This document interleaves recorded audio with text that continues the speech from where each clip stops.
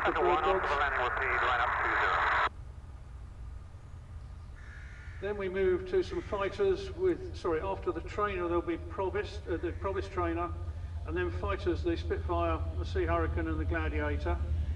And then you'll have a break with a bit of barnstorming, and Kevin Panter, the chairman of the SVAS, will be up here to take you through that. We come to a second phase of World War I aircraft with the Avro 504K, the Bristol F2B and the Bristol M1C. Then there'll be a spot for visiting parts.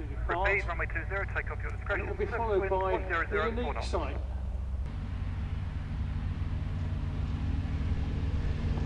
We're then going to do a little cameo.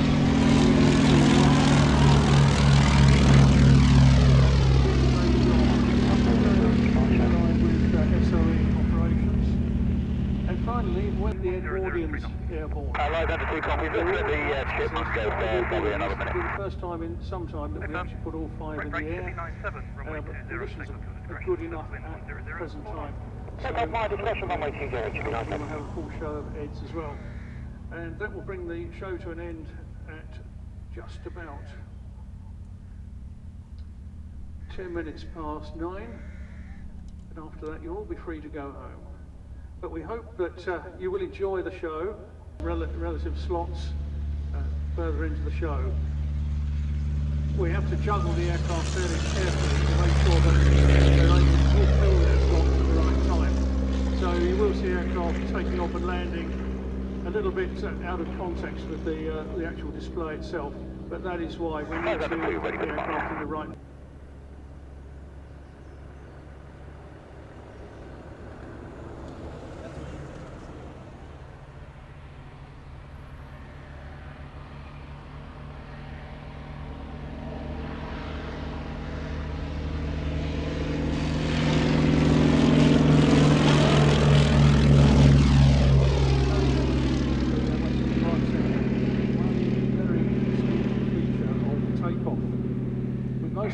And don't forget that racing classic, the Duta as well. It's suitably bringing up the rear, the Duta, but we'll tell you more about that in a while.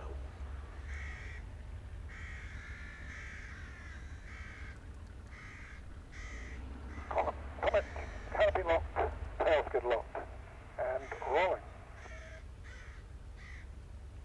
Rumours to be believed that it was only racing away from the customs and excise, wasn't it?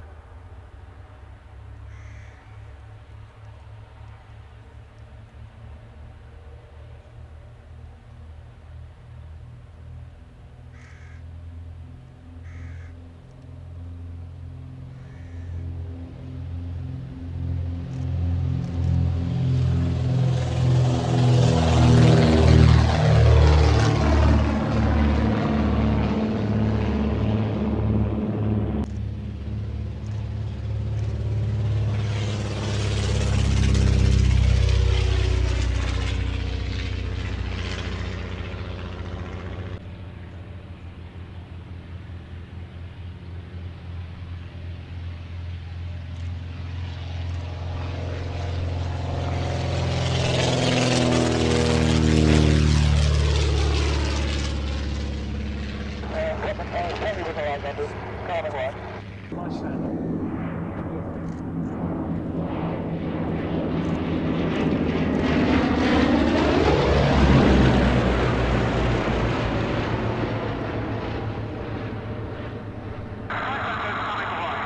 Now that is quite a sight, isn't it? Powered by the Bristol Mercury 9-cylinder engine, the Lysander was hopelessly out of date and outperformed by other aircraft by the outbreak of the Second World War, so its original... Invented specifically for SOE.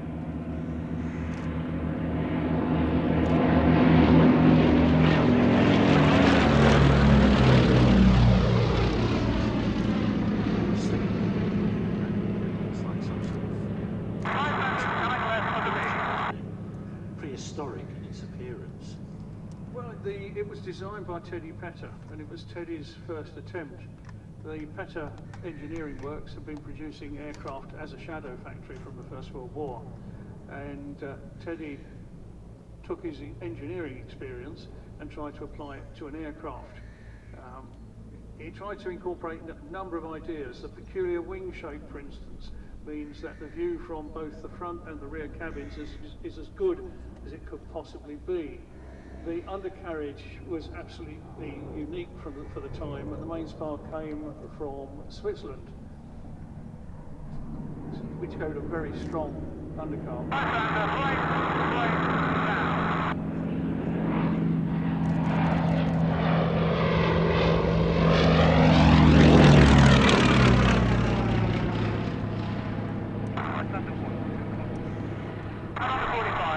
This all black aircraft has gone. This is obviously it's been replicated, but it's the equivalent of a 150-gallon tank to extend the range of the Lysander. And the all-black colour scheme was used for about 6 months until they realised that clouds are not exactly jet black. I went back to a grey scheme.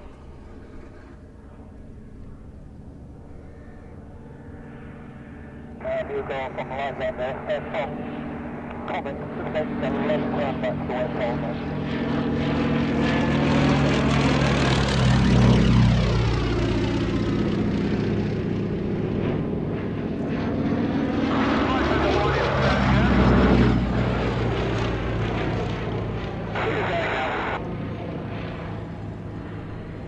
Yes, the wing looks most peculiar, but the aircraft on first appearance perhaps a little bit cumbersome in the sky. Enemy territory on roughly prepared airstrips.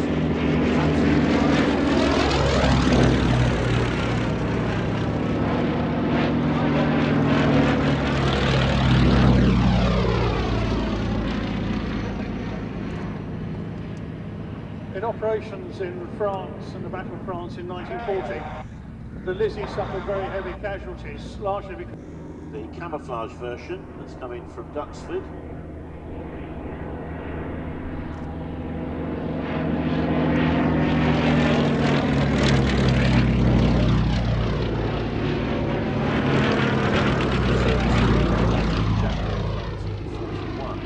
Served with 613, 225 and number 4 squadrons. Camouflaged Lizzie has been owned by the Aircraft Restoration Company since 2003 and was restored to flying condition over a period of some 15 years.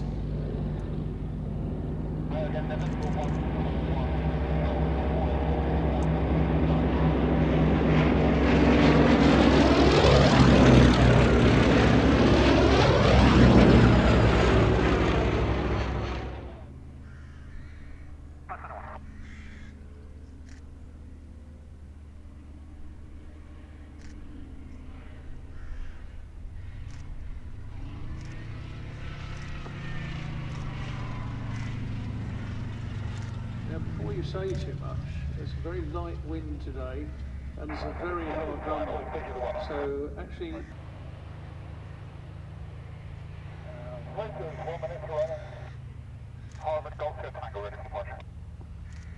Lysander is one of my top 3 favourite aircraft of the Second World War era.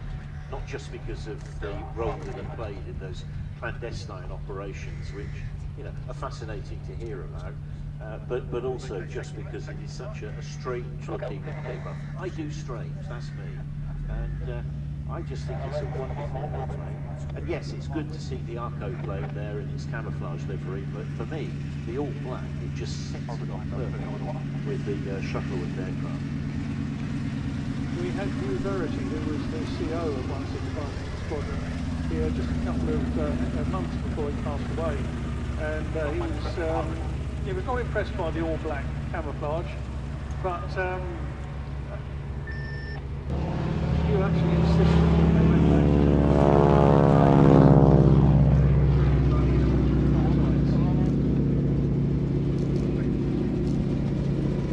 to Lysander operations ceased very shortly after the fall of Paris in France, because it was no longer necessary to take nations over, but also because by that stage, the invading forces had got as far as the range of the Lysander. and operations switched to the Far East, where agents were often dropped in small jungle tracks, which was a much more testing environment for the good old Lysander.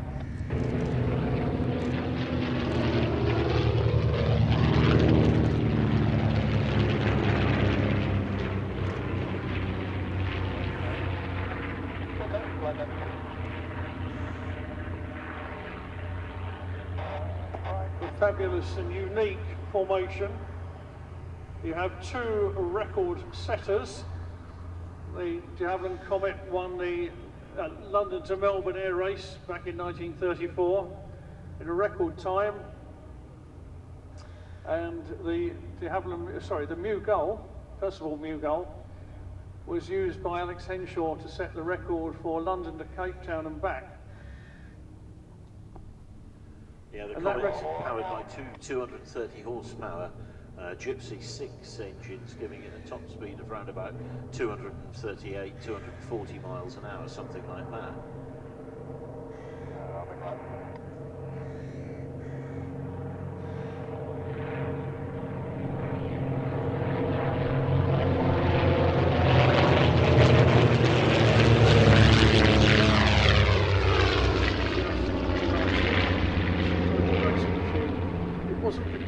Successful, it placed in the King's Cup. It's on the runway here at Old Ward. Included the racing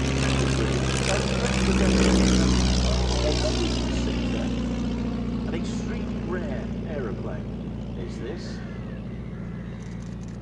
During the First World War, Armstrong Whitworth produced two reconnaissance aircraft called the FK3 and FK8. The FK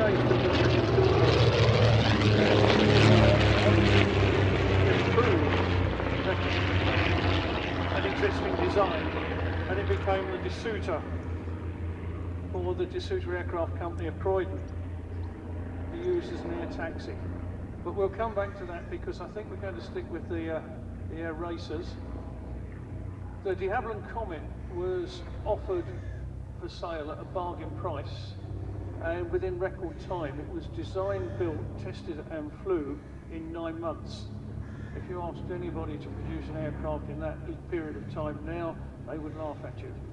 5 were produced for the McRobinson Airways. This is the only surviving example. There isn't one under construction or restoration, I think, at the moment. It's a wonderful gentleman called Ken Fern up in Derby, and he is rebuilding a Comet which we hope will fly here one of these days. Two Comets together.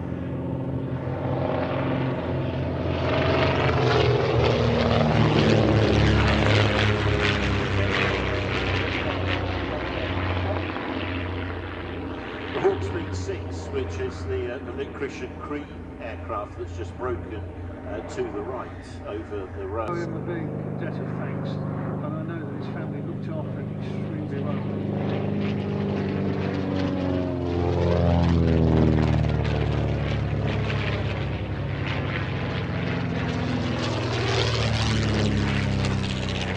X-ray Foxtrot just passing us now.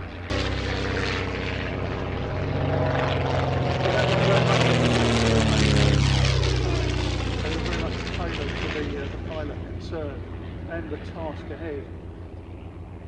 Experts often were quoted as saying that it was the sort of holy grail of air racing machines, wasn't it? Yeah, yeah.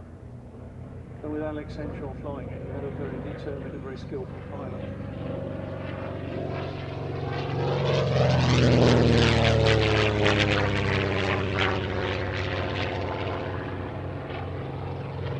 John mentioned Alex.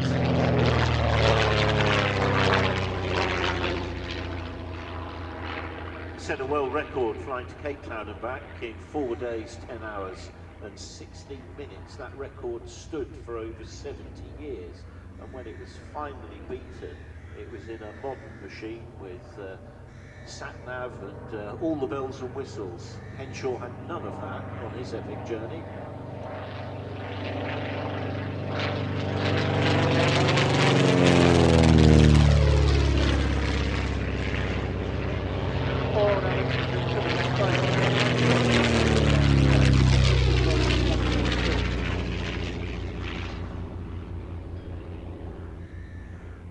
also think the only original Shuttleworth pilot, Des Penrose.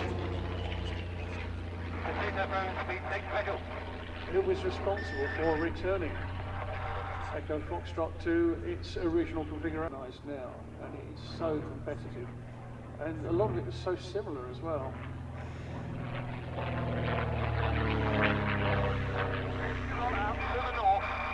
You talk about this.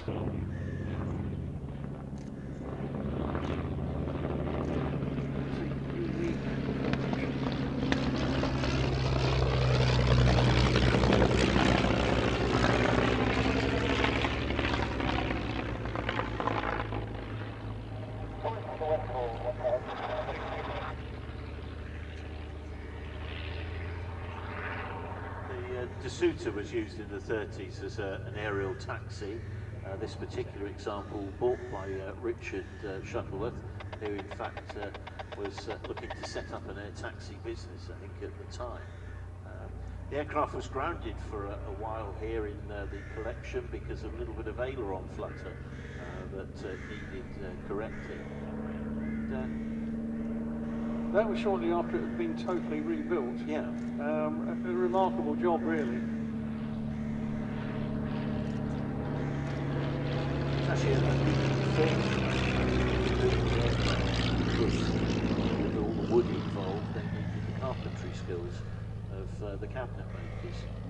Well, Duta as well made prosthetics as well. That's right, yeah. And Douglas Bader's legs were provided by Duta. And they decided to diversify into aviation. Kuhlhofen was a good engineer, but not a particularly good designer.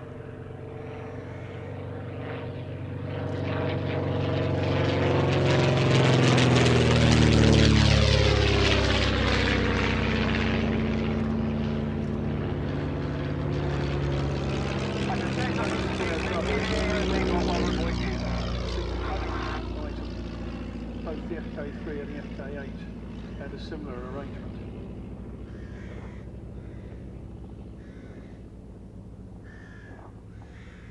And you will have noticed on that pass that probably the Duta pilot was bending the throttle forward and the Hawk Speed 6 pilot was bending the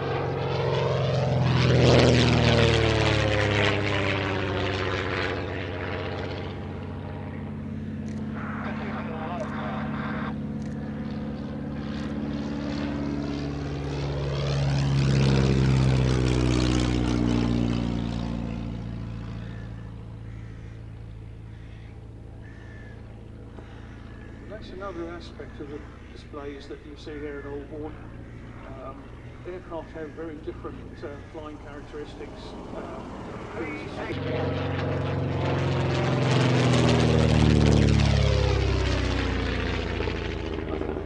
Bangers and Cash summed it up when he was looking at a car and he said even standing.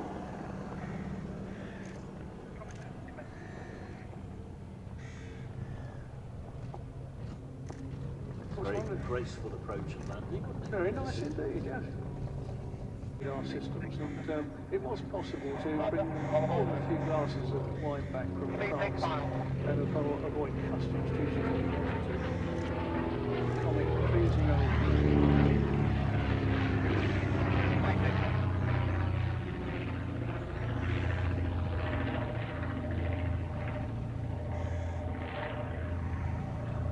And in the comic design, you can see very much some of the ideas that ended up as a static exhibit in 1980.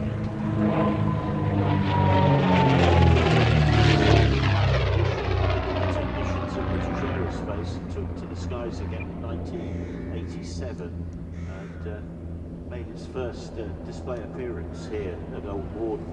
Although it couldn't be based here for a long, long time, it took an extension of the runway in 1999 for it to be possible to operate from the field.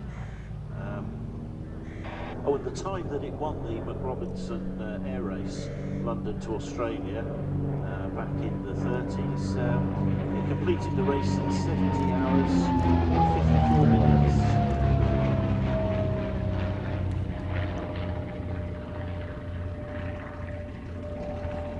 Perhaps it's worth remembering that main display in 1987 was flown by George Young.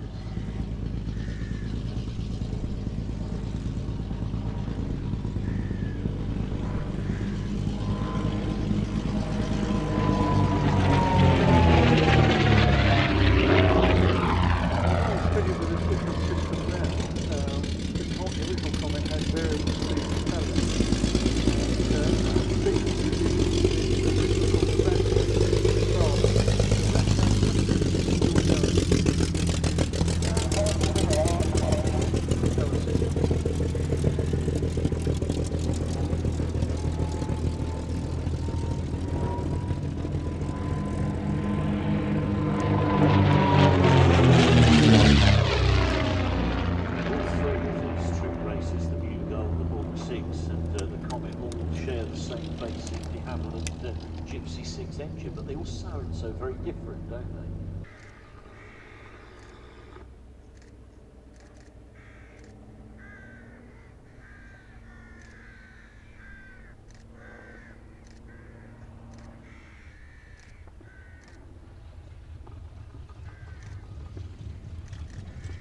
Has to be said that none of these aircraft in the collection are particularly easy to land, but the Comet is particularly difficult to land because you've got very limited forward visibility even when the aircraft's flying straight and level.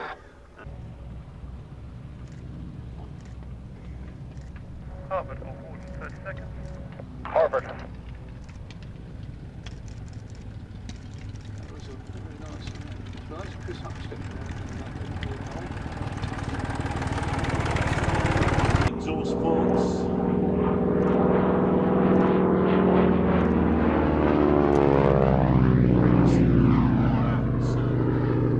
Radio check.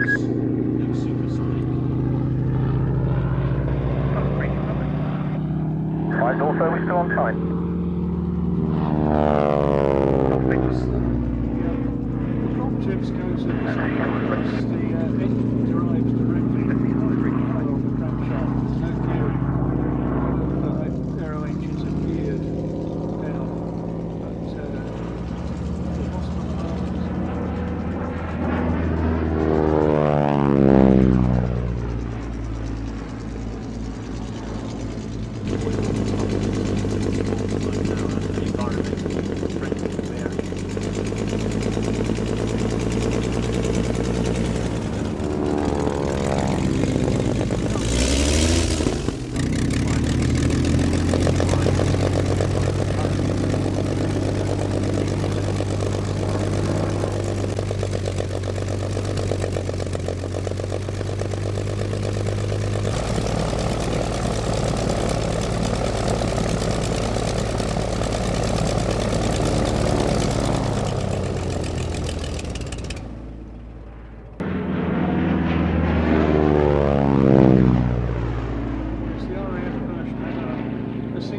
Harvard land map.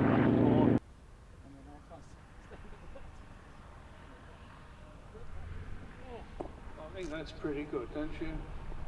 That's a 9.5 out of 10. 9.5, yes, I think a 9.5 out of 10. Not that we're keeping score, of course. Harvard, vacate next.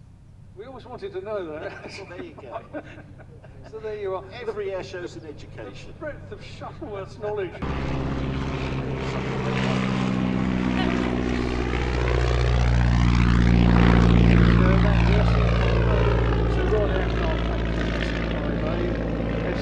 Scout experimental originally, or the Santos experimental right at the start. Royal Aircraft Factory wasn't allowed to. After the front, as you mentioned, with various problems with the engine and so on, which meant a lot of pilots went on to fly the Camel instead of the SE5.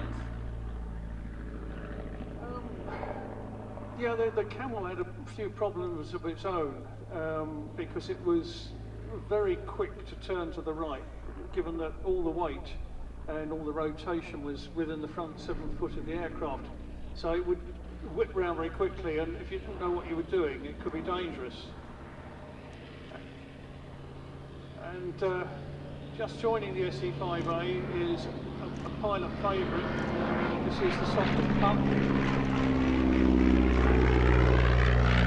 Pup got its names once. You're just making them up now, aren't you? No, I can't make this up. I'm not that clever. No, the Sopwith Cup was very effective at very high altitude. Very hard to go we're ready to taxi just forward onto the runway to our power check.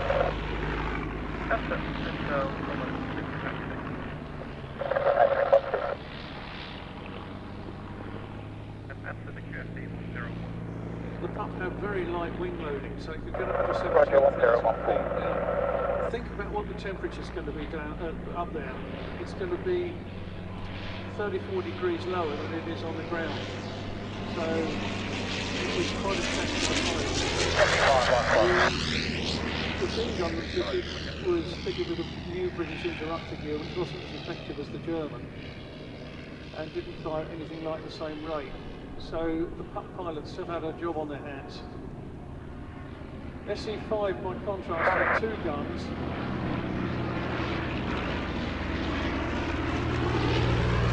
Standard tickets, and on top the Lewis gun, which was a suggestion made by And on the box machines, carry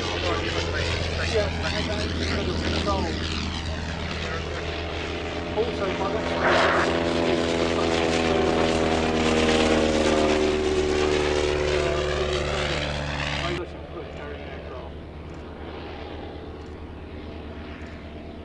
notice that they've been joined by a 3rd aircraft, which is the Sopwith Triplane.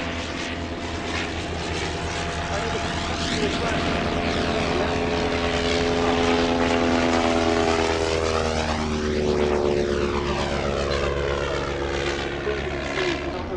the Red Baron, the famous Sopwith Triplane.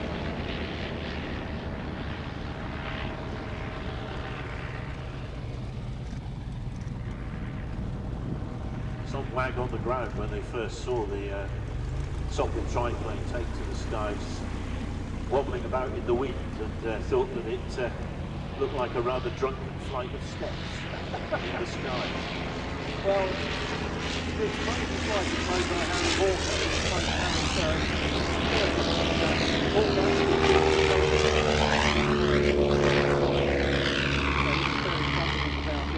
and when the prototype went to France, it was in action within 15 minutes. There were some early problems though, weren't there? In fact, there was a leak here with the Shuttleworth family, because Clayton and Shuttleworth, the engineering firm, who were working largely on steam engines for agricultural use, were contracted to make things like flying wires for the aircraft.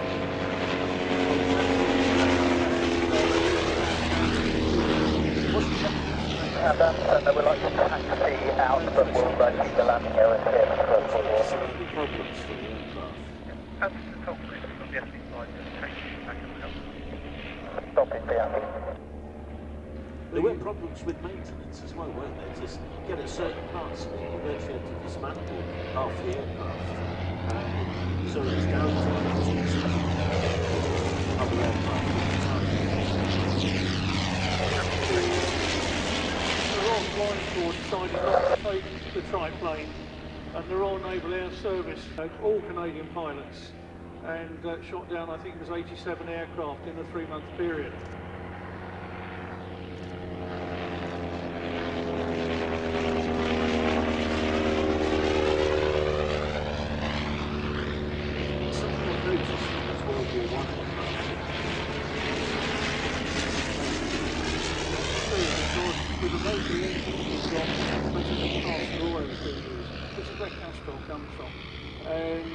What you're smelling is burnt castor oil.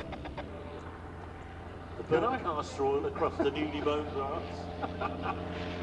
It's entirely accidental.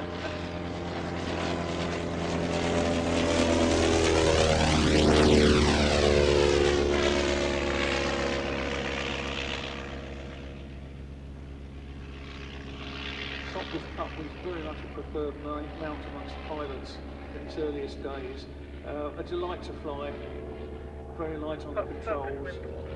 Harry Walker had one as his personal mount as well. That's right, yep. With a little 50 horsepower no rotary engine up front. Triplane, That's good because we get to see the aircraft at a Yep. a different angle, different attitude. There we are. Look at that. Something very new for us. You don't often see this runway used.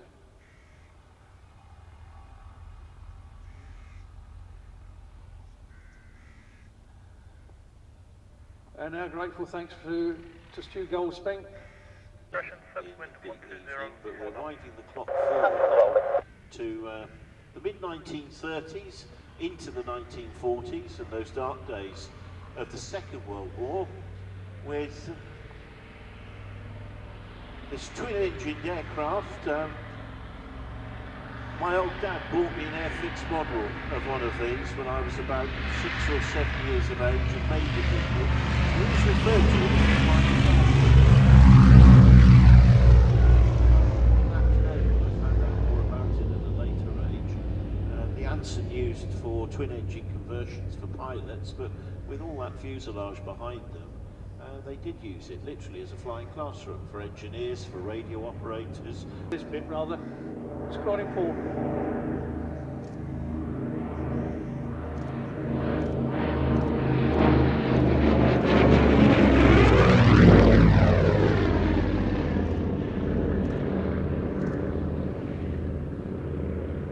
This bit Dufour had been conducting what they called Pimpernel pickups clandestinely on his own for several months, and he'd actually crashed in France and needed to be brought out, and Sticky Murphy went in to get him.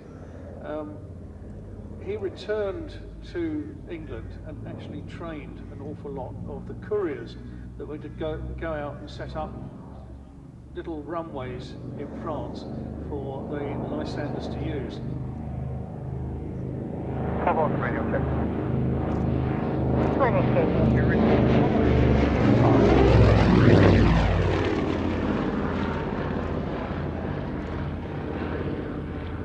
The Avro Anson is powered by 2 Armstrong Sydney Cheetah 9 engines, each rated at 350 horsepower.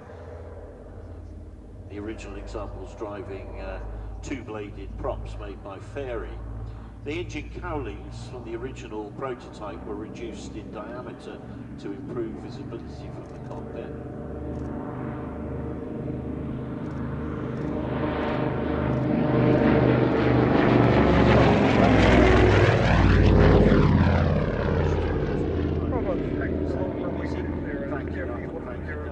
The undercarriage.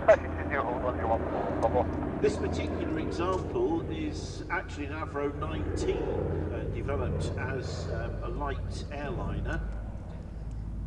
Had a variety of roles as a civilian aircraft. It was used for instrument and communication development, also aerial survey, and is actually owned by BAE Systems and is on permanent loan to the collection here at Old Warden.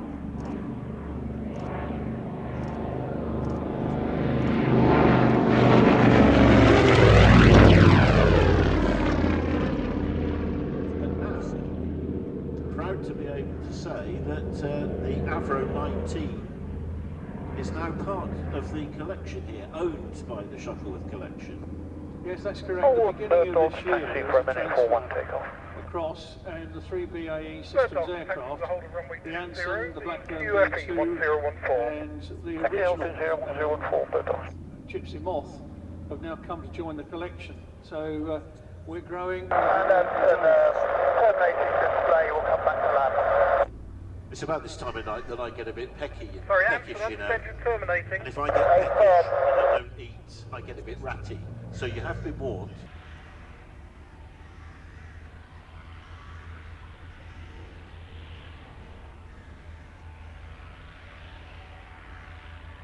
And Anson just checked here. Anson, check green. Thank you.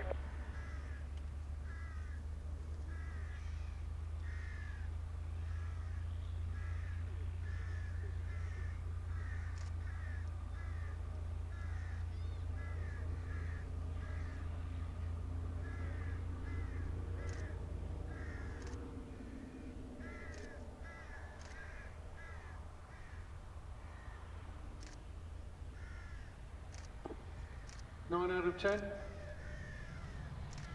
bad at all. It's Very nice. So that's John Munn, our chief engineer, flying that today. I think it's his first display in the Anson. I'm not sure, but I think it is. And I think you can be very happy with that. And on board Bird All Dogs of the to line up. pilots that fly Bird Dogs report as lined part up. of the Shuttleworth collection are highly enjoy these Bird Dogs wonderful from flying 20, take off machines. your discretion, 120 degrees, 5 knots. Bird Dogs are discretion. Moving forward from the 30s and 40s for the next few minutes, in the company of two rather strange looking single-engined high-wing monoplanes, Bird Dogs rolling. but the design of which played a vital role in both the Korean and the Vietnam Wars.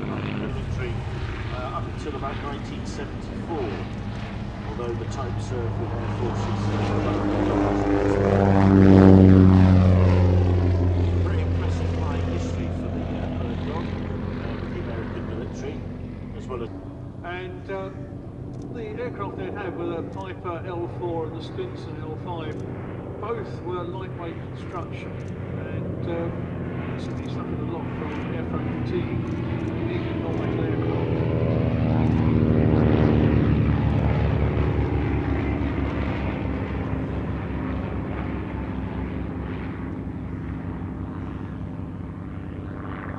And that aircraft was the Cessna Bird Dog. Bird Dog got its name through an employee competition that Cessna ran, and the aircraft in its role was to allow the artillery on the ground to adjust their fire to hit their targets, and a hunter would use his dogs in the same way, hence the name Bird Dog. The employee's name was Mr. Swayze. It was, but not Patrick. I don't know. No, it wasn't. It sounded like probably his dad, actually. Yeah, or granddad, probably. And if you were Korean or Vietnamese, the sight of one of these aircraft was bad news. Spitfire ready to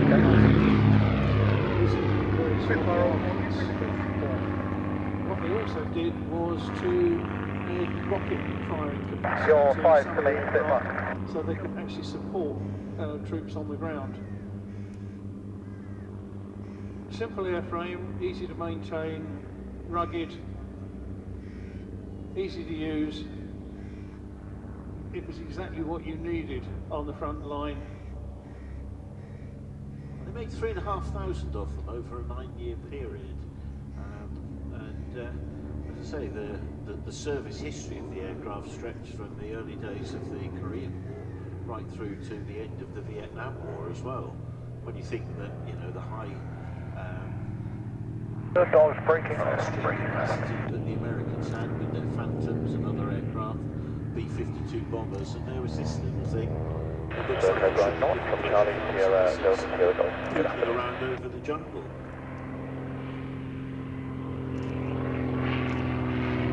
Charlie Sierra Golf.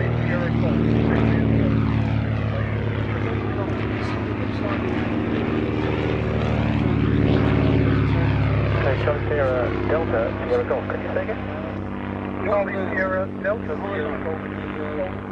Bird Dog's career was Royal Vietnamese Air. Okay, thanks. I think someone's given us the wrong Major Buang, who was one of 5 children in a 2-seater, one of these, to the USS Midway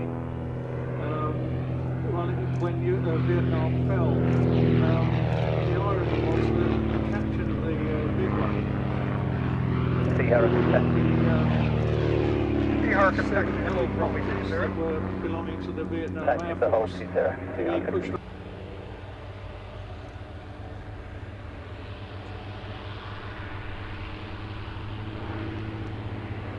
The dogs are braking, braking.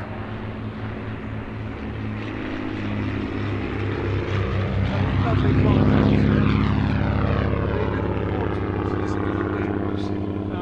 They're to carry what they call willy peat, phosphorus rockets. Those Those lead is phosphorus rockets downwind. were used to mark enemy positions if they could. These aircraft logged tens of thousands of hours in their role in forward air control. So when they went onto the civilian market, many of them had 10,000, 12,000, 15,000 hours already. Spitfire to line up after the bird dog. Bird dog behind the landing. A good example of the very low speed capability for a very nice touchdown on the runway here at Old Warden. The dog lead has vacated. Subsequent touchdowns as well, but very nicely done. But our visiting pilots today, John Beattie and Laurie Gregoire. Spitfire John, lined a up. regular visitor. Laurie Laurie is is zero, take off Tyro, the Tyro, I think. Treat there is green 6 miles. We haven't seen Pilot him special, before. Spitfire. Very welcome. Bird dog. Bird dog 260. Incidentally, not so much for the pilots flying. Hang on.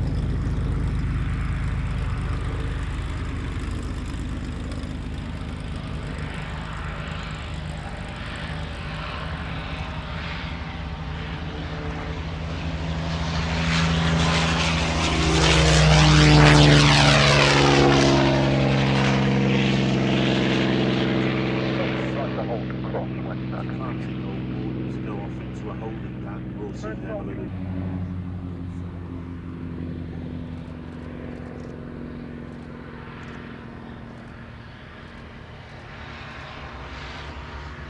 Running in. Bravo, Roger, Hurricane.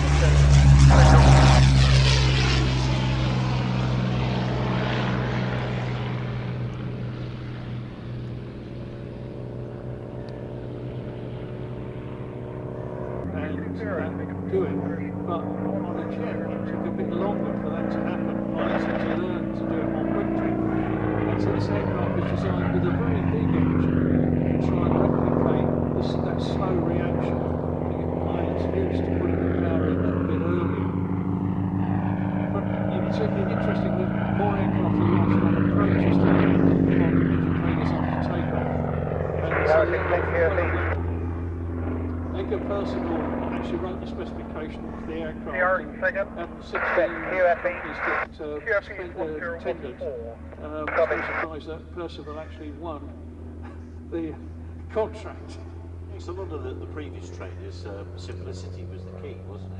You didn't want to overload the student pilots with too much to do in the cockpit, but this was quite a departure for a training aircraft. They were challenged very early on in their training cycle. I hope he gets out of the way.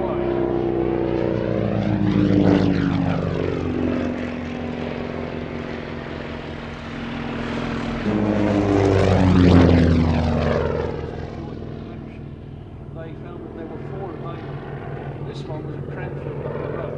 These were the lowest hours. So it was well priced, and so it joined the collection. Yeah, it was a transit livery, wasn't it? I think it was originally heading, going to be an Omani export model, I think, wasn't it?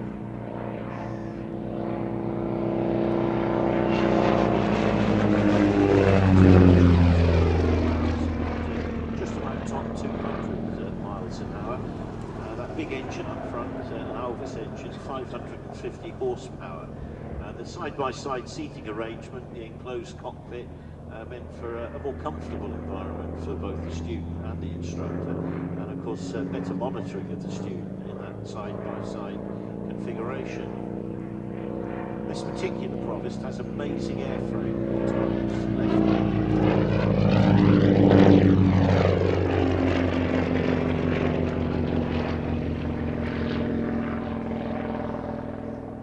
It was an excellent find by the Shuttleworth Special because in a perfect world, this airframe could still be in the skies above Old Warden in 200 years' time. That's absolutely amazing.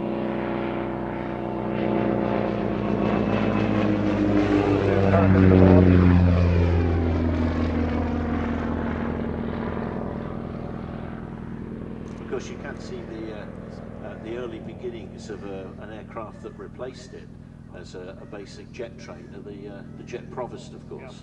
Yeah. We led the world. Yeah. Where did it all go? Well, you look at Miles, and we're going to see one of his aircraft a bit later on. In fact, it was the first one that he actually made. And between 1920 and 1947, he made nearly 6,000 aircraft, a lot of them racing aircraft. Yeah. Superb designs, very efficient airframes. And Miles were actually spearheading the investigations into the first supersonic aircraft.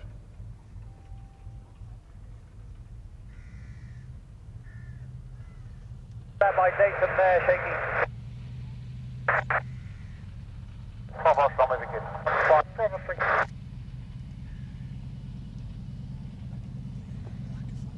So Mark Sharp returns to Earth in the Percival Provost. We thank him for a very nice little display. Hurricane, happy to start early if it's possible.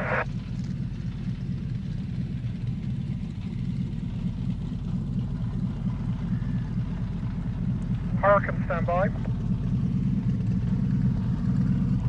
And we are going to present to you another unique formation. Hurricane, from the display directly, start early, finish on time.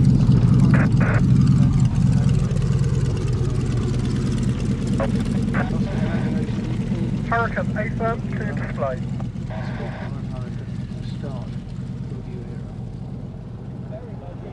And some 747 were constructed. And here you see the very same aircraft that lost the Gladiator,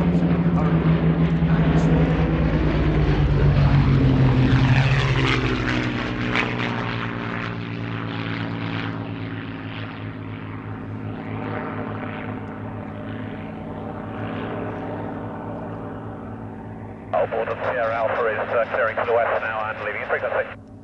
Golf Sierra Alpha, thanks very much for the call, bye-bye. During the siege of Montreal, the Gladiator went into the annals of aviation history in a 10-day period, which gave rise to the myth that the island was saved by just 3 planes and charity. In fact, there were more aircraft than that. It's just that they weren't all airworthy at the same time. Yes, there were 6, and they were held in reserve for the HMS Eagle aircraft carrier.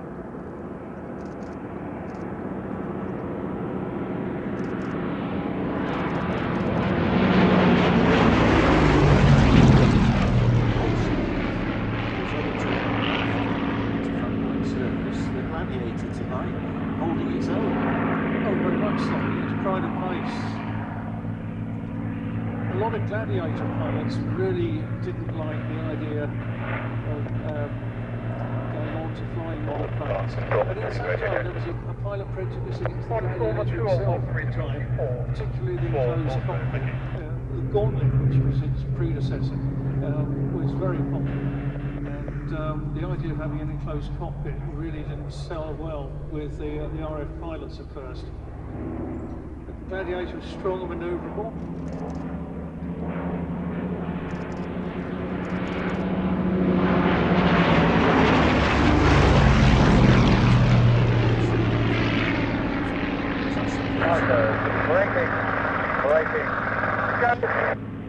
That's probably true. The thing you don't want to do is to drop anything out of your pockets, because there's no floor in the aircraft, so it just drops through. You might have an airframe with loose change, so pilots have to be quite careful about that.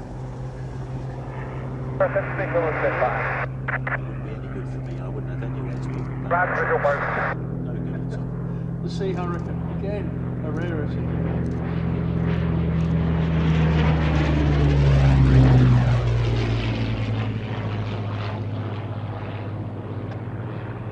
Powered by that unmistakable sounding Further, the Spitfire is a different matter. The Gladiator coming down.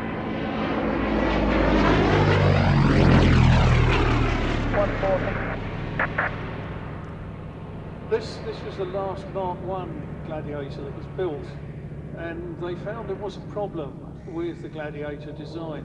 When all 4 guns were fired, it shook the aircraft something terrible.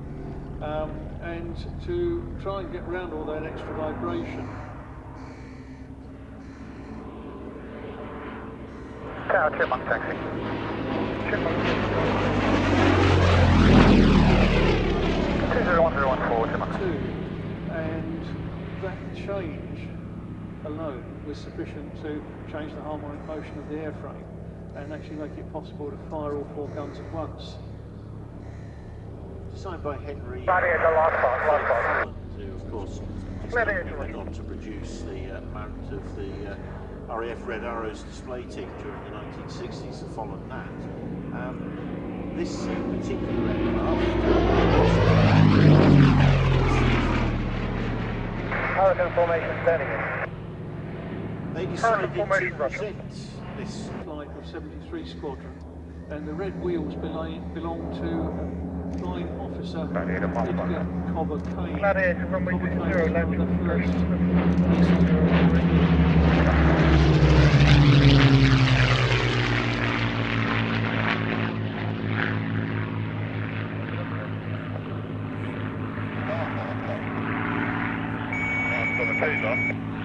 As the Gladiator comes in, you can see the lowered flaps on both the lower Not heard anything. and the upper wings there. The pilot choosing to land on the rough grass to one side of the runway.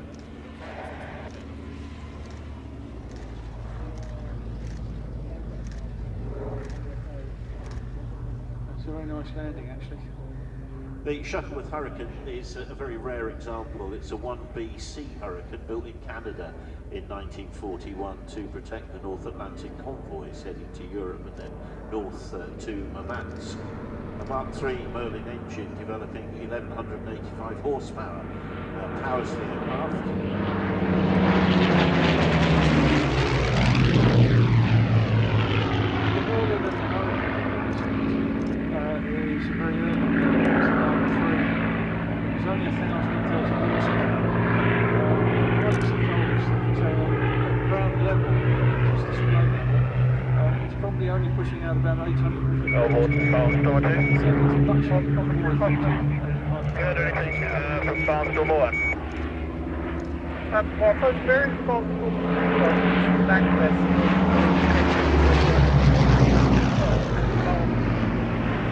Open formation, braking, go! The temperature's at minus 18°C.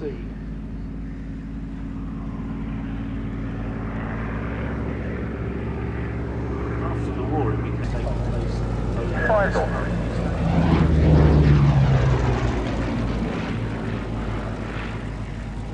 Barnstorm 3 for radio check. Barnstorm 3, you read 35.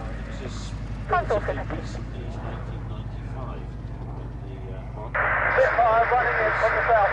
finally restored Spitfire, to Roger. flying condition once again, and along with the Spitfire has been an essential ingredient of our flight Hurricane, tally ho. every summer. Hello. Quite proud to say that I was one of the sponsors. And when did the sponsors do? In April '96.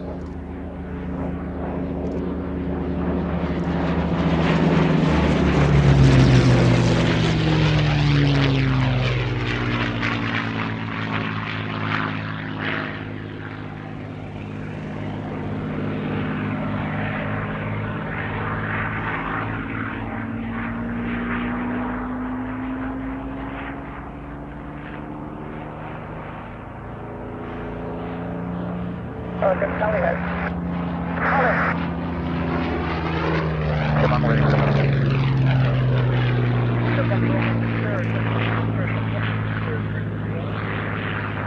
Take off to 0, come on. Hurricane, happy. Thank you.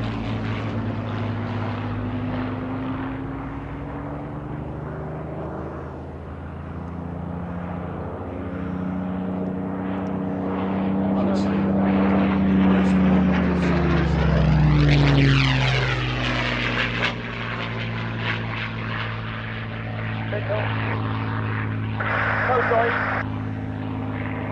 No, visual now.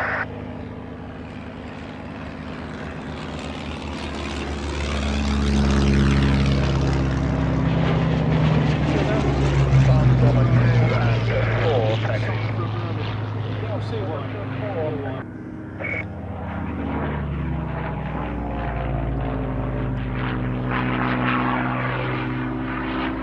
Tally ho.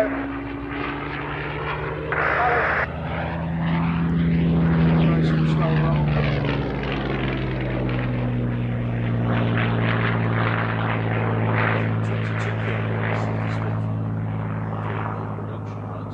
More Mark 5s produced. Yeah, the Mark 5 speeding up production, no end. Before that, Hurricane large bar. the first order for Spitfires was capacity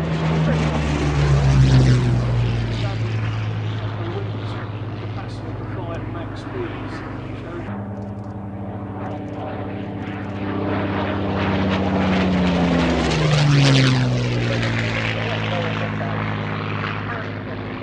Carry the Spitfire.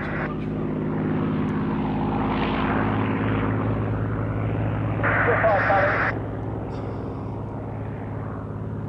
Do it tonight, then go online on the website and check it out.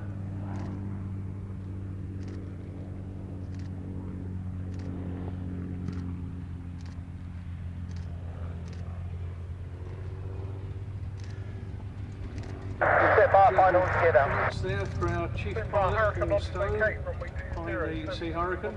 Spitfire.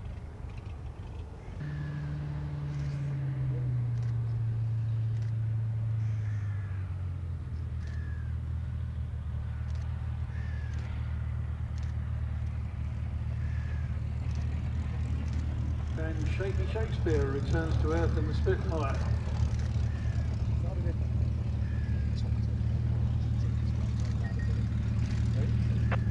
I'll just let you enjoy the spectacle of the sound these two aircraft as they taxi.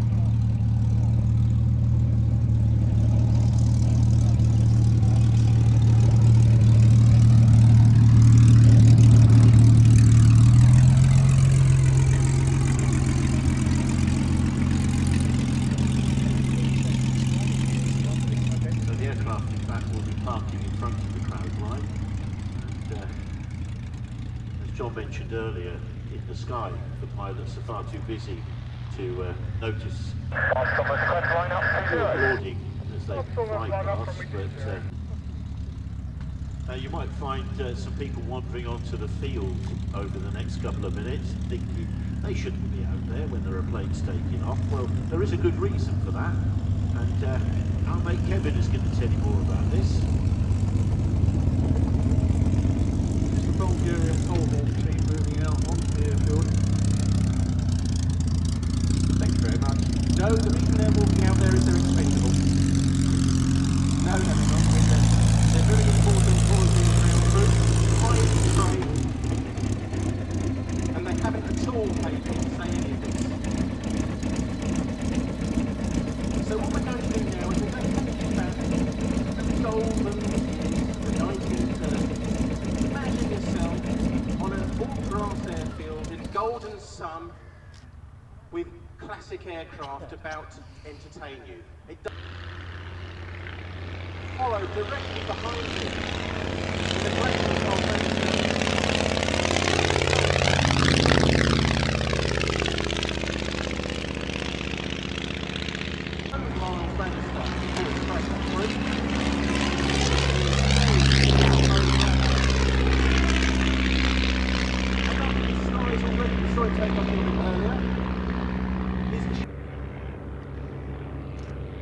Try and attack the target level, and Scott has got some special balls to throw.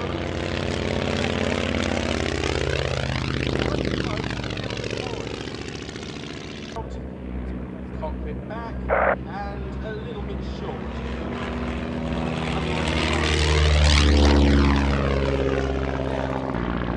Turning round, climbing slightly, angling in to get the better view, and there always a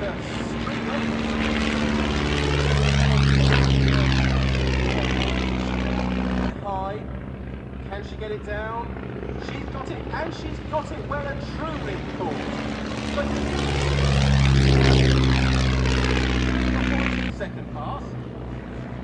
but can he get through the second? Through he goes. Jim now coming down. Can he get it down through the second task? No. Scott tries to get through the target and through he goes.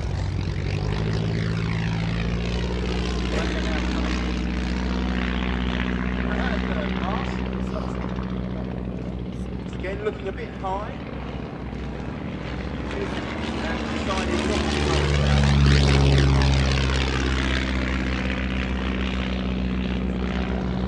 Dave coming down now.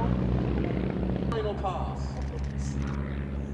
Can he get it down low enough to get through the through he goes. On to the second pass. Stu also coming in. Low down. Can she repeat the impromptu ribbon pickup? And down she goes, it's looking through and through she goes.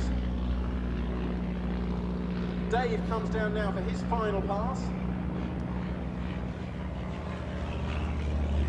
And slow and through he goes as well, posting it through the slot. As Jim comes down now for his, the vehicle's running. A Scott in the solid basket.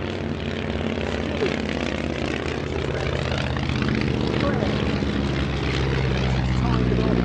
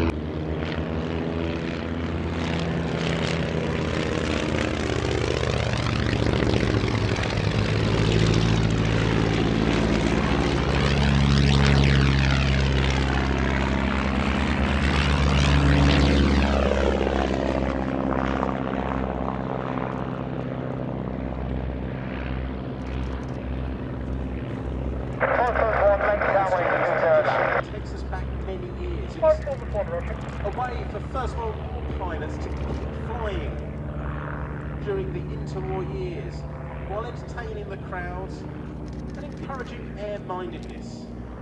We like to think that Shuttleworth are already air-minded, but it's always good to see the aircraft coming and entertaining us once more, doing a job they are built for.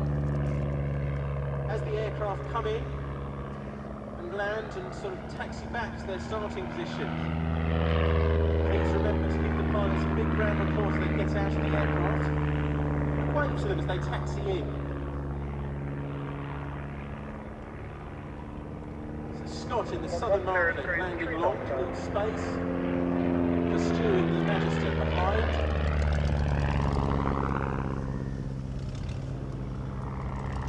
Again, Stu keeps it running a bit long. Space. There to come in and tie it off.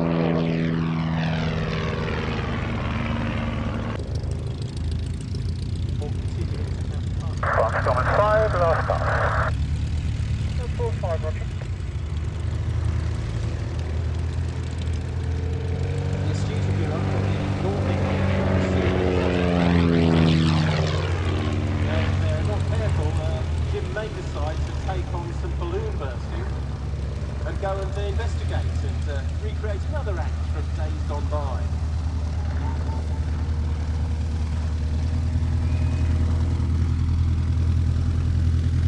Barnstorming 5, left base, 4 stop. A question which is asked why we haven't done having the ribbon cut tonight. Well, I'm afraid, you know, That's 20 miles on the flight. in the base of the tower tonight, so on. And coasting down. And gently touching down to bring our barnstorming to an end tonight. As the next act is already getting ready. And so we'll hand you back for normal service to your regular commentators, to John and Mark. To be a phenomenal success.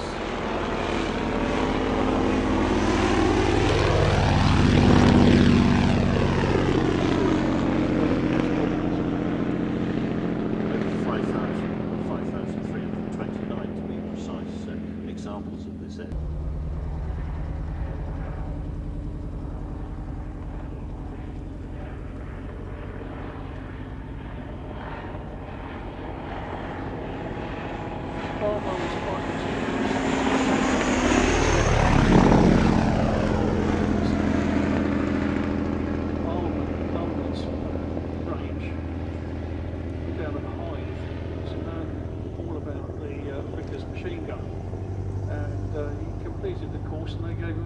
Machine gun as a reward, which he brought back and put in the prototype. Yeah, not really the sort of thing you put in your mantelpiece at home, is it? Something like that. Not many people have got that sort of mantelpiece. Bristol Fighter went to war in April 1917, and its first fight was with the Red Baron.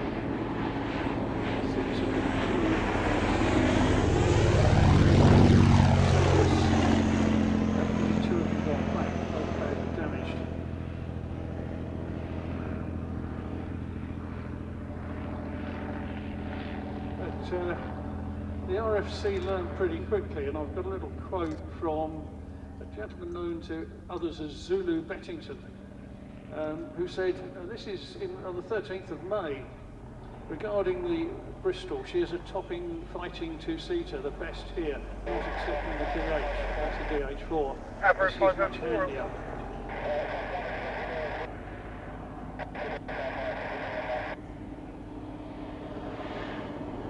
Airframe and engine. Bristol Fighter, negative. Bristol Fighter, terminate. Bristol Fighter. That state's been with the collection for some 28 years. Prior to that, the Bristol Aeroplane Company themselves restored the aircraft in around about 1951, 1952. When it was originally built, it cost reproduced another example of this, their kit range. Oh, I didn't know. Another one of my insomniac television watching experiences. You do have an exciting life, don't you? A program about Hornby, which was quite interesting, actually. I'll tell you something even more boring. The new colour scheme that they've got our Bristol Fighter in is a flight sergeant, and that flight sergeant was the man who, as an engineer, made the fittings for Lano Hawker's gun on the aircraft that he won the BC on. And he then became a pilot himself, and flew operationally on the Western Front later in the war. Elton, Sergeant Major Elton. Well, the guy who was responsible for remodeling this kit actually came here. Bristol Fighter on All this electronic Bristol Fighter, go. Just for clarification, it was one of the engineers who thought the aircraft did not sound correct. Why we called it terminate. Things like that. I think I remember seeing that. Bristol Fighter, unreadable.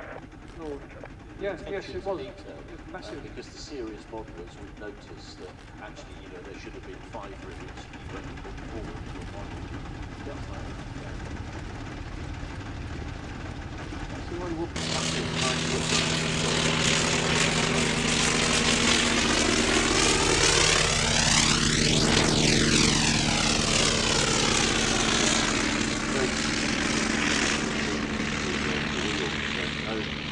by the RAF crews and the Royal Flying.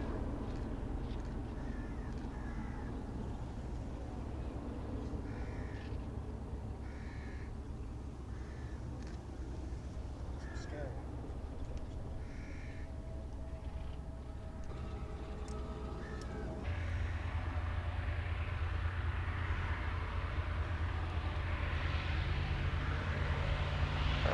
Maggie, flight 3 camouflage flight. Yeah, thank you for the 2-0 hold. We're aware of the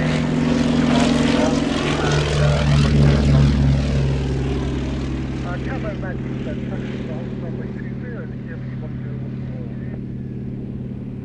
Thank you at all, Maggie. Alpha Sierra Tango ready for departure. Golf Sierra Tango, runway 20, take off your discretion, surface to 120 degrees of Order info, pilot 1, request cross from the Avro 504 to the Lysander along the fence line. Pilot 1, cross runway. Copy, cross, pilot 1. Maggie, is there any other departures after the repeat? Pilot, correction, Maggie is negative. The repeat will be last departure, one downwind left hand to land. Okay.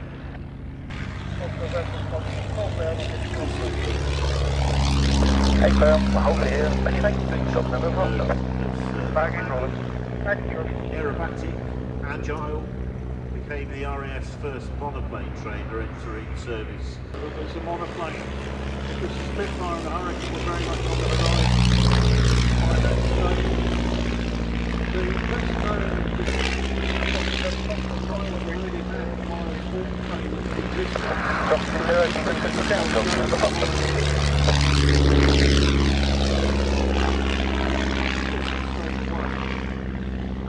to meet the RAF requirement for a basic trainer that would get pilots used to the lack of an upper wing as quickly as possible.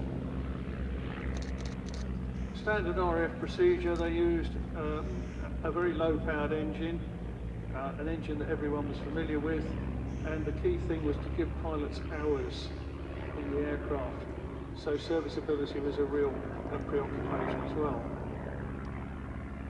That engine developed 130 horsepower, gypsy motor, top speed of 140 miles an hour, cruising at around about 120, a low stall speed with the flaps down of about 4.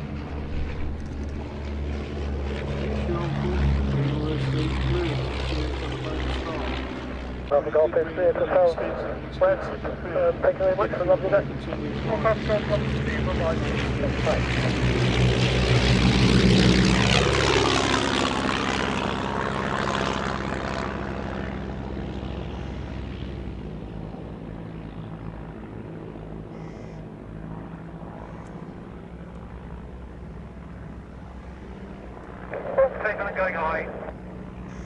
In addition to the bomb racks, you might notice on one of the collections machines, the collections machine, there is a diamond-shaped light blue area behind the second cockpit, and that was there because it was a sensitizer for poison gas.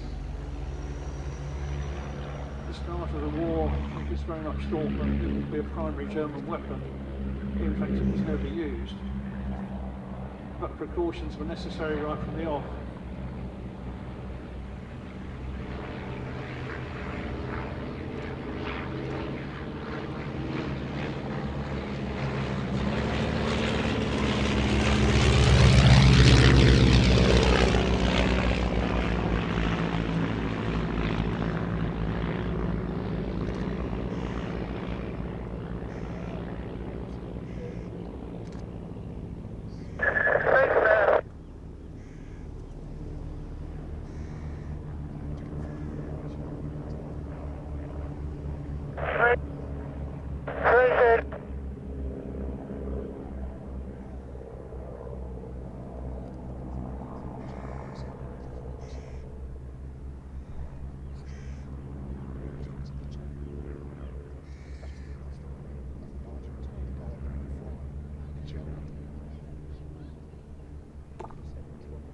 Right, well, a little additional note. The aircraft in Czechoslovakian colours is actually the aircraft from Argentina, so we are massively privileged. We do have the entire world population of airworthy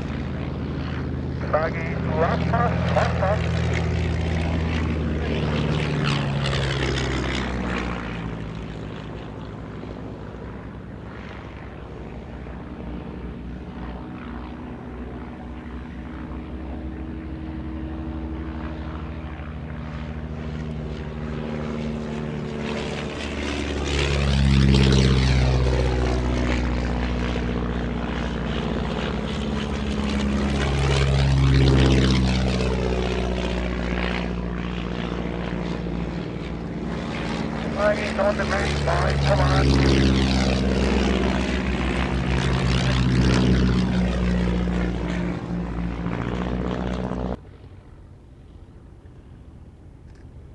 Flag is verified, or 83 Roger, runway 20, touch twin is 120 degrees of seconds.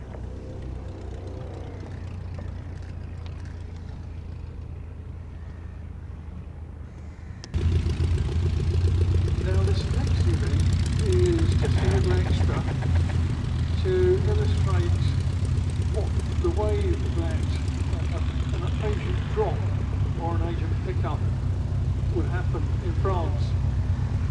The courier in France would find an appropriate wave pattern for the Lysander to use. The whole thing was predicated on speed.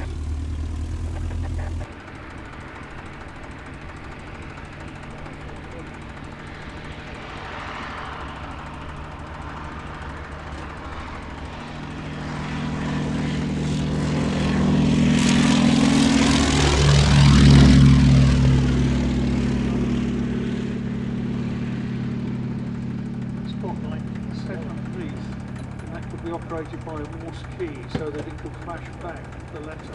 3 were carried.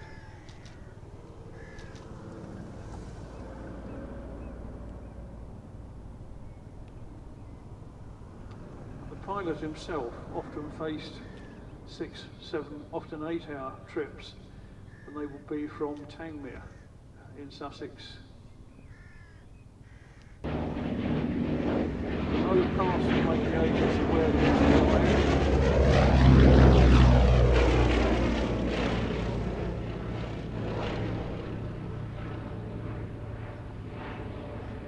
But of course in the process also announcing his presence to anyone he wouldn't want to announce it to.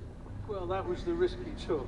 The hope was that the field would be very remote from any centres of population, and if it was near to any dwellings, that the people in those dwellings would be friendly towards the Allies.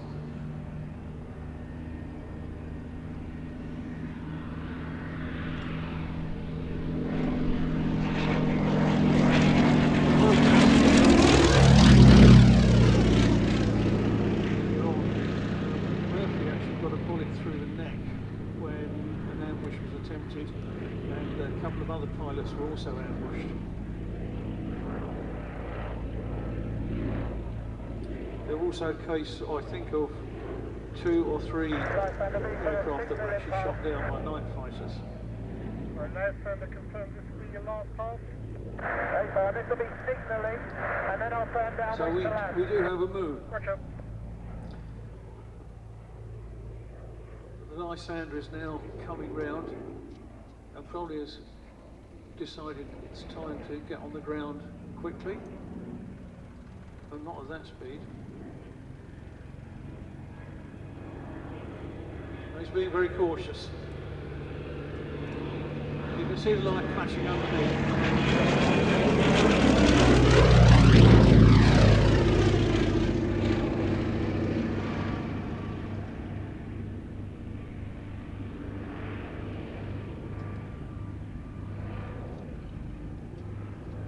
The Lysander to be travelling as slowly as possible as it touches down to shorten the run. It has got brakes.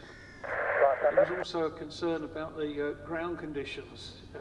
Some of the couriers were not particularly good at identifying the suitable ground conditions, and there were problems from time to time.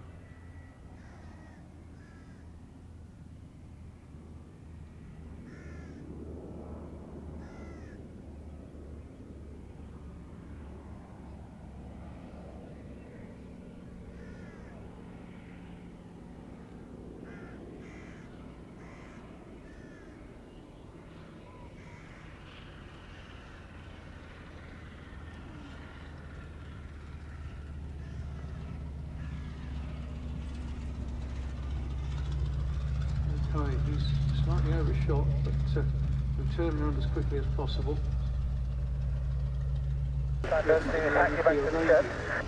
And although the radios got progressively more robust, they were still very sensitive that was something you really did want to treat very gently.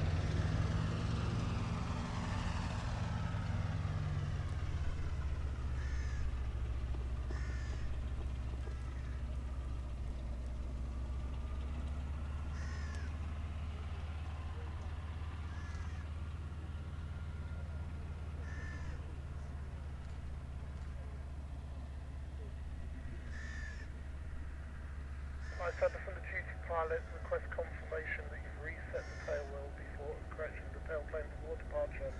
Wilco, Lysander.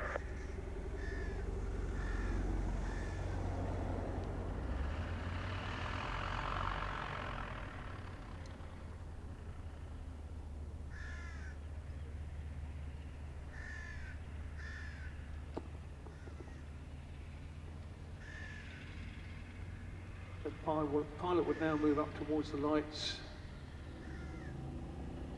The agents will be ready to move. Tail will be adjusted. The organisation was such that the right-hand side, sorry, the starboard side of the aircraft is the pilot area and the other agents.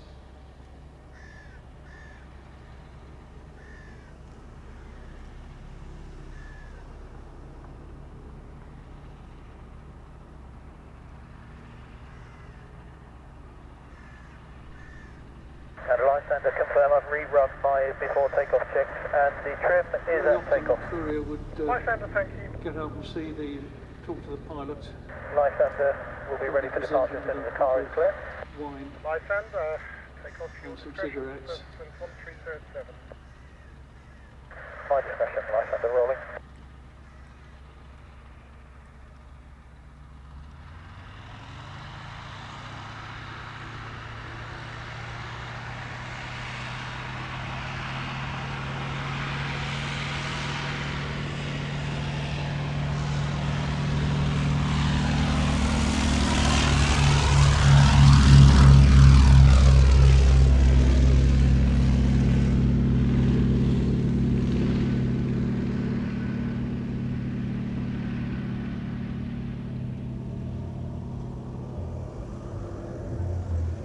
Lysander, be turning downwind to land. It's relatively quick.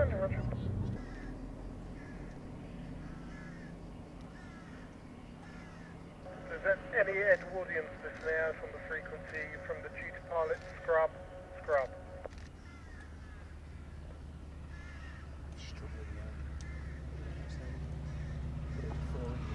Well, ladies and gentlemen, I'm afraid the wind has got up a bit, and we're a little bit beyond the limits of safety for the Edwardians.